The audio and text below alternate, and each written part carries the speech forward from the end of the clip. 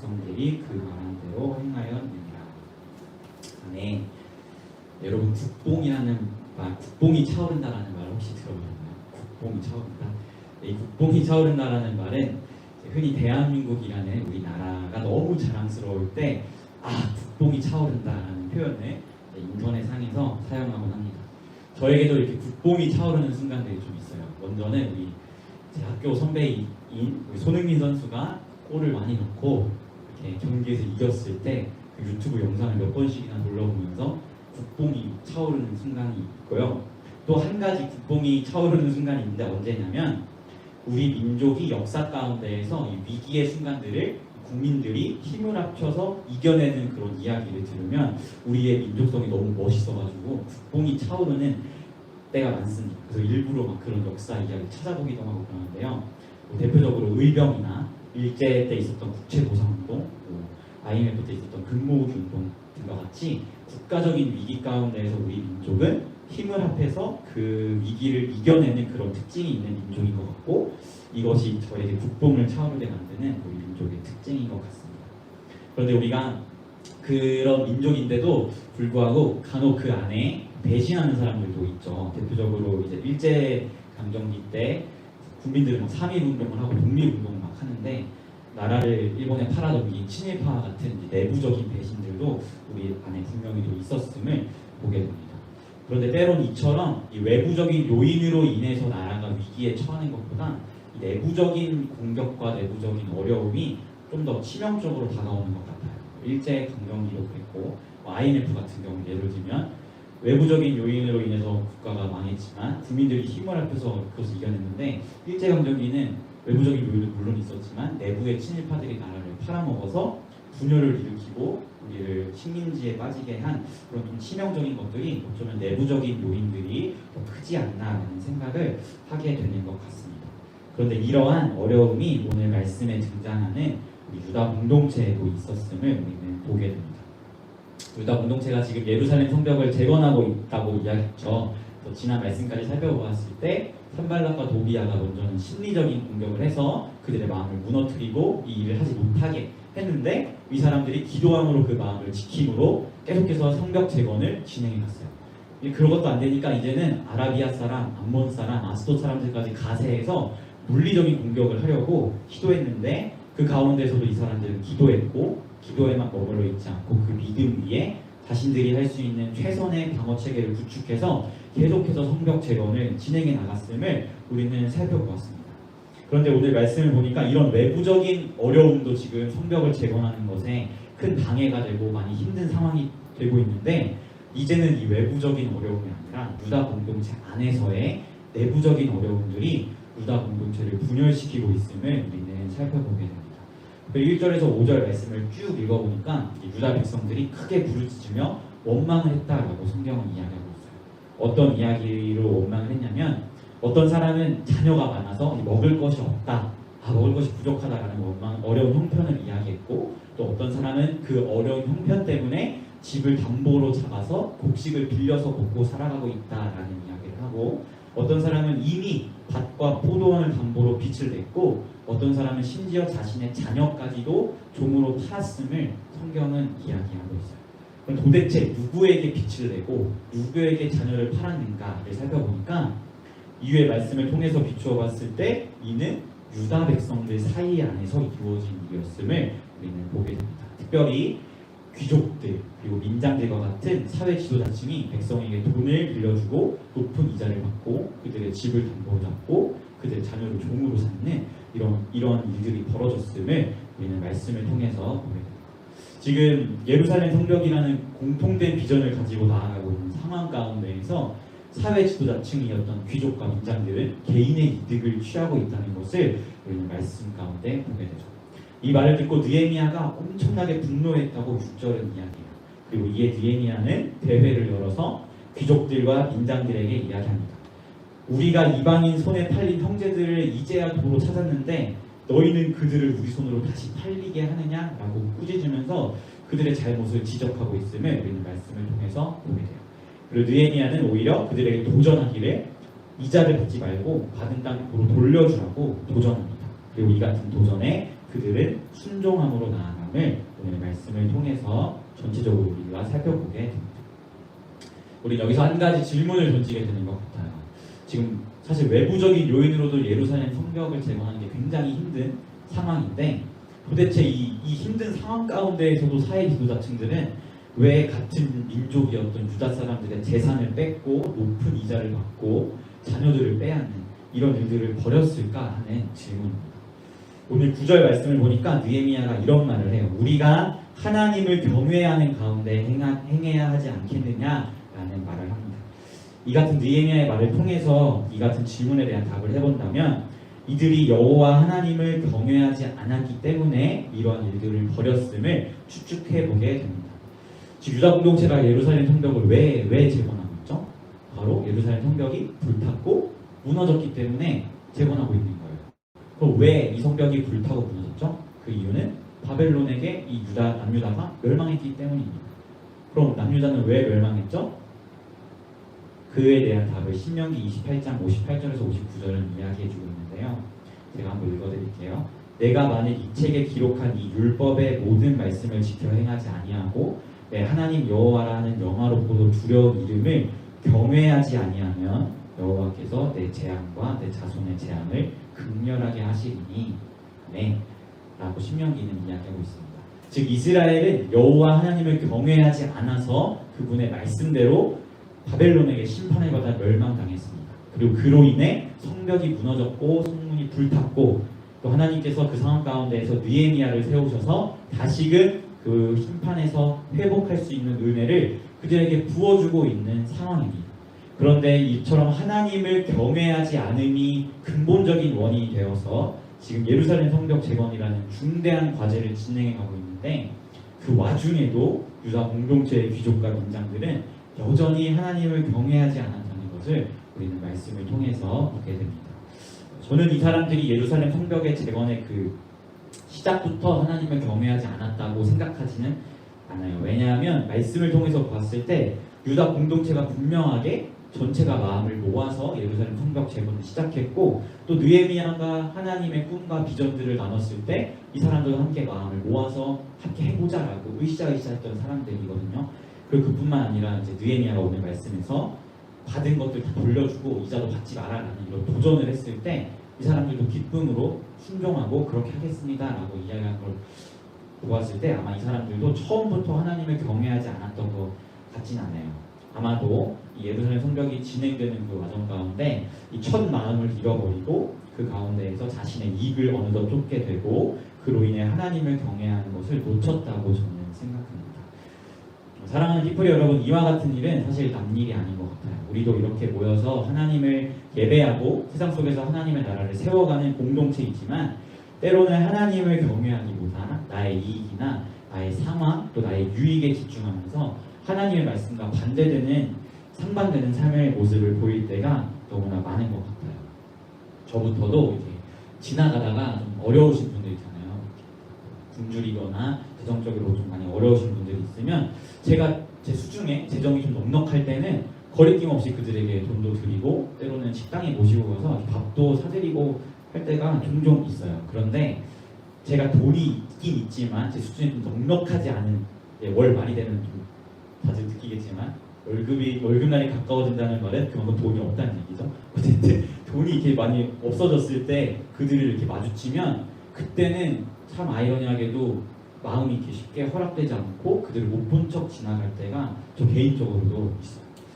저는 후원을 받아서 살아가는 CCC 간사이기 때문에 사실 잘 알아요. 하나님께서 재정을 어떻게 흘려보내주시고 어떻게 채우시는 그 원리와 흐름들을 매일 그걸 경험하면서 살기 때문에 잘 알고 있어요. 이 재정은 제가 손에 꽉 쥐고 있기보다 학생들 더 사주고 남에게 흘려보낼 때 사실 하나님은 그만큼 또 저에게 흘려보내주시거든요.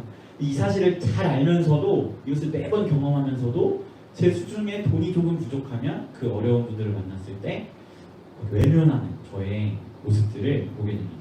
그렇다면 이 순간 저는 저를 먹이시고 입히시는 하나님을 경외하기보다 돈을 더 의지한 사람이 된 것이죠. 이처럼 크고 작은 삶의 현장에서 우리는 하나님을 경외하지 않는 모습을 보일 때가 많은 것 같습니다. 특별히 칼빈은 경외에 대해서 이야기할 때 이런 말을 해요. 경외는 하나님을 향한 자발적인 경배를 포함한다라고 라고 이야기를 합니다. 즉 하나님을 향한 예배의 마음이 스스로 샘솟는 것이 경외다라고 이야기하는 거죠. 그리고 이 자발적인 샘솟음은 다른 어떠한 것이 아니라 말씀을 통해서 하나님을 알 때 샘솟게 됨을 우리는 보게 됩니다. 즉 어떠한 순간에도 하나님을 경외하는 가운데 모든 삶을 살아가야 하는데 이 하나님을 경외하기 위해서는 반드시 말씀을 통해서 하나님이 누구인지를 깊이 알아가야 한다는 것이죠. 그리고 이때 우리 마음 가운데는 하나님을 향한 자발적인 경배의 마음이 샘솟고 그로 인해 어떠한 상황 가운데서도 하나님을 경외하며 모든 삶의 이야기를 펼쳐갈 수 있다는 것입니다. 특별히 오늘 말씀에 그 누구보다 하나님이 누구이신지를 잘 알고 그 알면서 나오는 경외함으로 살아갔던 인물이 한 명 있어요. 바로 느헤미야인데요. 느헤미야는 우선적으로 느헤미야 1장 11절을 보면 자신을 향해 이렇게 지칭해요. 뭐라고 지칭하냐면 여호와 경외하기를 기뻐하는 자다라고 지칭합니다. 그리고 이 사람은 말만 저는 하나님을 경외하기를 기뻐하는 사람이에요 라고 이야기하는 것을 넘어서 그의 행동 하나하나에 하나님의 경외함이 묻어나거든요. 특별히 오늘 말씀을 보면 이 유다 백성들이 막 원망의 말을 부르짖으니까 이 얘기를 듣고 느헤미야가 굉장히 분노했다고 6절은 이야기해요. 저 같으면 이 분노의 상황에서 이 분노의 감정을 가지고 막 민족의 사회지도층이었던 귀족과 민장들을 불러놓고 막 감정을 가득 담아서 꾸짖었을 텐데 이 사람은 그러지 않습니다. 느헤미야는 어떻게 했냐면 7절에 보니까 분노했지만 깊이 생각함으로 그 마음을 다스렸다라고 이야기합니다. 이 깊이 생각했다라는 것을 히브리어로 보면 이 마음을 다스렸다라는 이야기거든요. 즉 이 사람은 깊이 생각한 가운데 자신의 감정으로 이 상황을 대하는 것이 아니라 하나님의 마음으로 이 상황을 해결하고 싶었음을 보게 됩니다. 그리고 이뿐만 아니라 느헤미야가 귀족과 민장들에게 해결책으로 제시한 이 부분이 이 사람이 진짜 하나님을 경외했구나라는 것을 보여주는 더 진국의 포인트예요. 느헤미야가 뭐라고 이 사람들을 도전했죠? 이제는 이자 받기를 그치고 받은 게 있으면 도로 돌려줘라 라는 도전을 귀족과 민장들에게 느헤미야가 합니다. 여러분 이 같은 느헤미야의 도전은 그냥 그 사람이 생각나는 대로 내뱉은 말이 아닙니다. 그가 한 도전을 레위기 25장 그리고 신명기 15장에 나오는 안식년과 희년의 때의 모습을 도전하고 있음을 우리는 살펴보게 돼요. 안식년은 무엇이냐면 7년마다 돌아오는 것인데 이때는 빚이 있으면 빚을 다 면제해 줄 것을 하나님이 명령하셨어요. 그리고 희년은 이 안식년을 7번 보낸 후 그러니까 49년 후 맞이하는 50년째 해가 희년인데요. 이때는 모든 주민에게 자유를 공포하는 해 그리고 그 땅을 돌려줄 것을 하나님은 명령하십니다. 즉 느헤미야는 하나님이 누구인지 알았고 하나님의 뜻이 무엇인지 알고 있었어요. 아직 안식년도 아니고 희년도 아니지만 그 누구보다 하나님이 어떠한 분이시고 무엇을 원하시는 분인지 잘 알았기 때문에 그 알무를 통해서 하나님을 진심으로 경외하는 사람이었기 때문에 아직 희년과 안식년이 되지 않았어도 이 사람들에게 희년의 때와 안식년의 때에 볼 수 있는 모습들을 도전하면서 이자를 받기를 그치고 그들의 빚을 면제해주고 빼앗은 것을 다시 돌려주라는 이런 하나님의 뜻에 합한 행함들을 그가 보였음을 우리는 말씀을 통하여 보게 됩니다.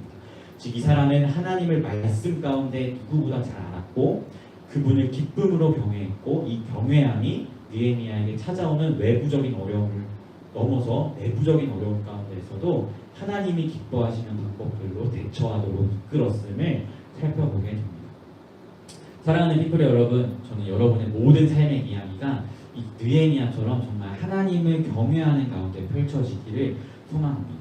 이 경외함은 먼저는 말씀 가운데 하나님을 깊이 알아야 그 알면서 나오는 샘솟는 예배의 마음을 수반하여 경외가 펼쳐지게 돼요.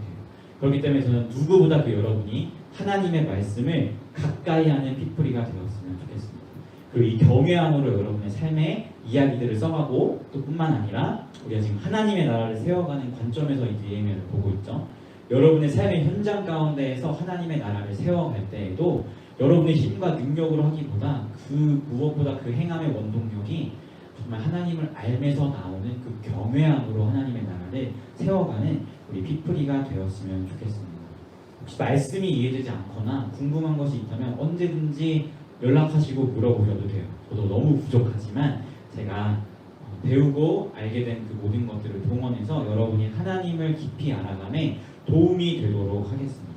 그러니까 우리 피플이도 삶의 자리 가운데서 좀 말씀을 한번 가까이 해보고 그 말씀 가운데 하나님이 어떠한 분인지 더 깊이 알아가보고 그 알면서 나오는 샘솟는 예배의 마음으로 하나님을 경외하는 자들이 되었으면 좋겠습니다. 우리 사랑하는 피플이가 느헤미야처럼 말씀을 통해 하나님을 깊이 알고 그 가운데 하나님을 경외하고 그 하나님을 경외하는 가운데 삶의 모든 이야기를 써내려 가기를, 그리고 하나님의 나라를 여러분 부르신 그 자리 가운데서 세워가기를 예수님의 이름으로 소망합니다. 아멘. 네, 우리 이 시간 정말 하나님을 경외하는 마음으로 함께 찬양하며 나아갔으면 좋겠습니다. 여러분, 하나님 아버지는 지금 이 순간도 역사하시는 하나님이신데, 이것을 우리가 확신 있게 선포할 수 있는 것은 성경 가운데 드러나는 하나님의 성품을 우리가 알게 되었기 때문이에요. 이처럼 우리가 하나님을 경외할 수 있는 것, 하나님의 영광을 선포하고 예배할 수 있는 이 모든 것은 그 무엇보다 하나님을 알아야 우리가 그것을 알 수 있거든요. 시간 우리가 알고 있는 하나님의 그 모든 성품을 기억하고 생각하면서 하나님을 경외하는 마음으로 찬양하도록 하겠습니다.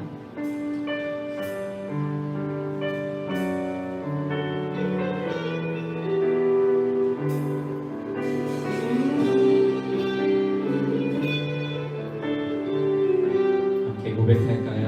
내 눈 주에, 내 눈 주의 영광을 보내. 우리 가운데 계신 주님, 그 빛난 영광 온 하늘 덮고 그 찬송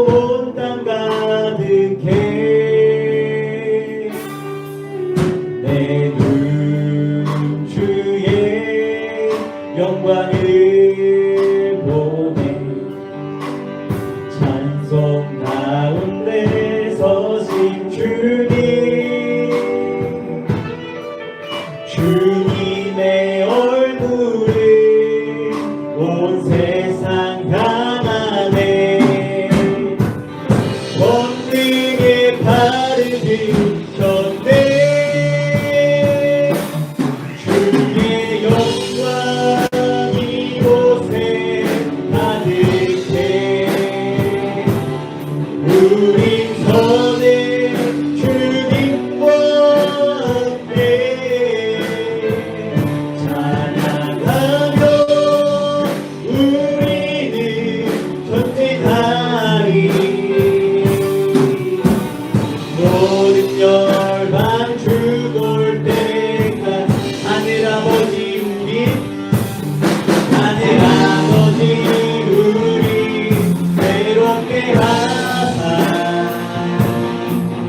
열방 중에서 주를 섬기게 하소서. 모든 나라 일어나 찬송 부르며 영광의 주님을 보게 하소서. 주의 영광 이곳에 가득해. 우리 전에 주님과 함께 찬양하며 우리는 전진하리. 모든 열방 주 볼 때 주의 영광 이곳에 가득해. 주의 영광 이곳에 가득해. 우리 선에 주님과 함께 찬양하며 우리는 전진하리. 모든 열방 주 볼 때까지.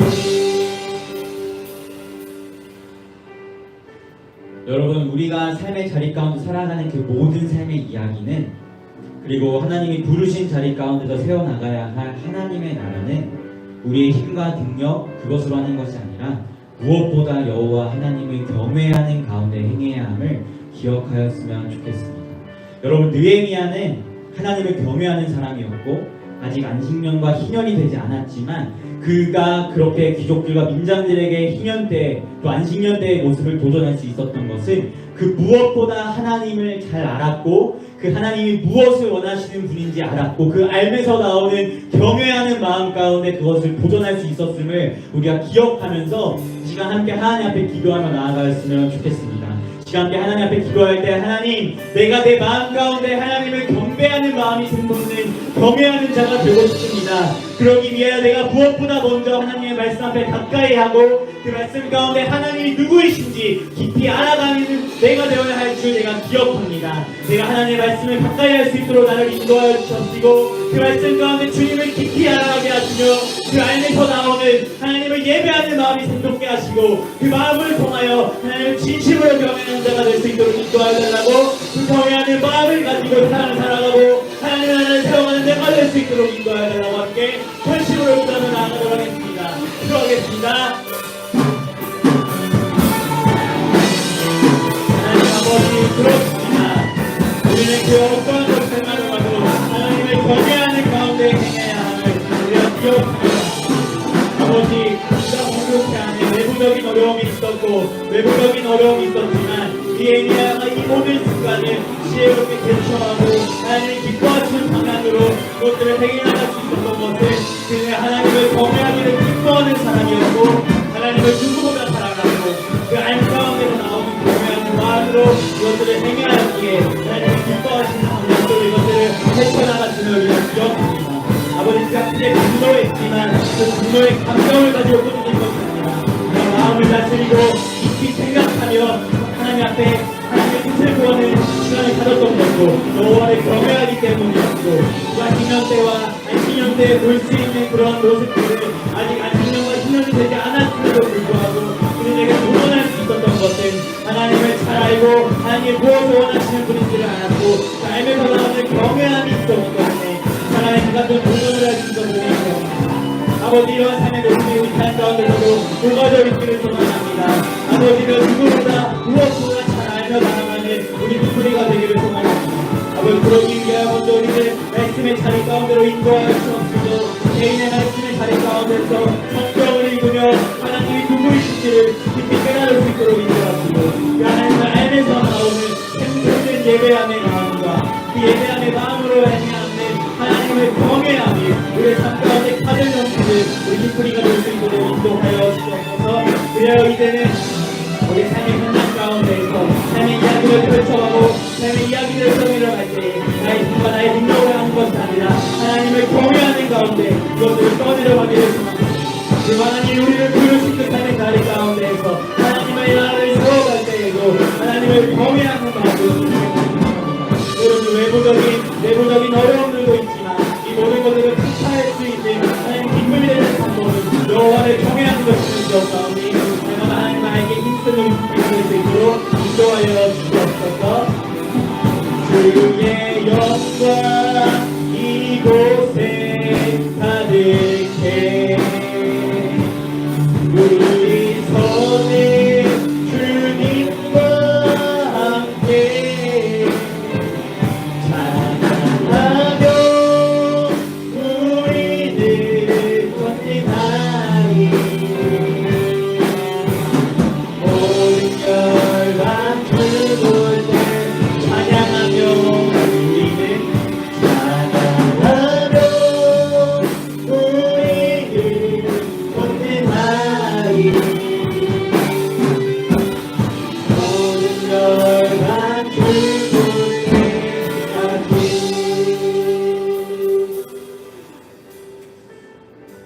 하나님, 그렇습니다. 유다 공동체에 외부적으로 내부적으로 어려움이 있을 때 느헤미야는 자신의 생각과 자신의 감정으로 그것들을 대처하기보다 여호와를 경외하기를 기뻐하는 그 마음으로 하나님을 경외하는 가운데 그 모든 상황을 해결해 나갔음을 우리가 말씀을 통하여 살펴보게 됩니다. 아직 희년도 되지 않았고 안식년도 되지 않았지만 그가 그때 볼 수 있는 모습들을 귀족과 민장들에게 도전하는 그 누구보다 느헤미야는 하나님을 잘 알았고 하나님의 기뻐하시는 뜻이 무엇인지를 알았기에 그 알면서 나오는 샘솟는 예배의 마음과 그로 말미암은 경외함이 그 같은 도전을 할 수 있었음을 우리는 말씀을 통하여 보게 됩니다. 이 같은 삶의 모습들이 우리의 삶 가운데서도 가득 녹아져 나오기를 소망합니다.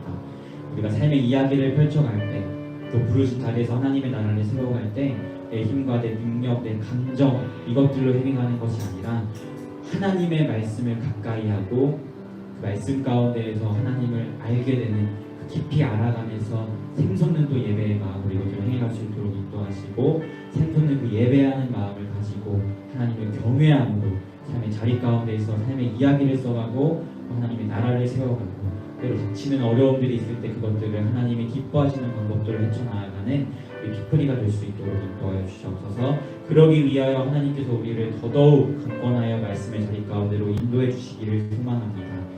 예배의 자리 가운데 그리고 예배의 자리를 넘어서 개인의 자리 가운데에서도 하나님의 말씀을 가까이 하고 그 가운데 하나님을 알게 되고 알면서 나오는 샘솟는 예배의 마음과 그걸 말미암은 경외함이 우리 공동체 가운데 가득할 수 있도록 주님 인도하여 주시옵소서. 감사드리며 예수님의 이름으로 기도합니다. 아멘. 이 시간 함께 서로